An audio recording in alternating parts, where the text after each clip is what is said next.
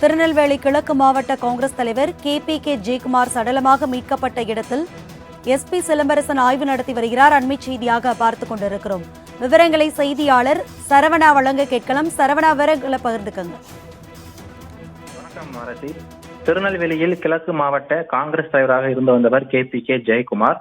இவரை 2 நாட்களாக காணவில்லை என்று அவரது மகன் கருத்தையா ஜாஃப்ரின் உவரி காவல் நிலையத்தில் கடந்த 2 நாட்களுக்கு முன்பாக ஒரு புகார் மனு அளித்திருந்தார்.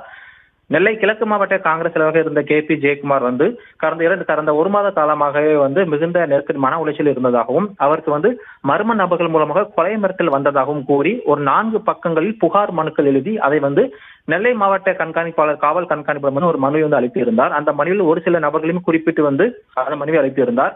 இதன் அடிப்படையில் நெல்லை மாவட்ட போலீசார் தீவிரமாக விசாரித்து வந்தார்கள். இந்த நிலையில் 2 நாட்களாக காணாமல் போயிருந்த KP ஜெயக்குமார் சற்று 2 மணி நேரத்துக்கு முன்பாக உவரி அருகே இருக்கக்கூடிய சுத்துப்புதூர் என்ற தோட்டத்தில் அவர் சரளமாக மீட்கப்பட்டிருந்தார்.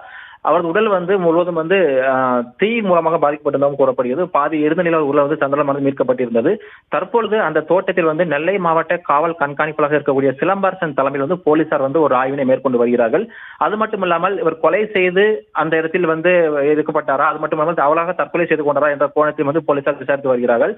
மேலும் அவர் அளித்திருந்த புகார் மனுவில் குறிப்பிட்ட நபர்கள் மீது எந்த மாதிரி நடவடிக்கை எடுக்கப்படும் என்பதற்காகவே 3 தனிப்படைகள் அமைத்து குற்றவாளிகளை தேடும் பணியிலும் போலீசார் பணியை முடுக்கி வைத்திருக்கிறார்கள். விவரங்களுக்கு நன்றி சரவணா.